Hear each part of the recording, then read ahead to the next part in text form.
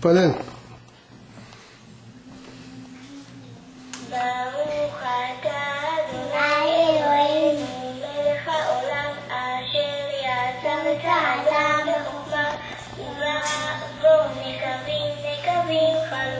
חלולים גלוי וידוע לפניך שכל עבדיך שאם יפתח אחד מהם או יסתר אחד מהם אי אפשר להתקיים ולעמוד לפניך אפילו שעה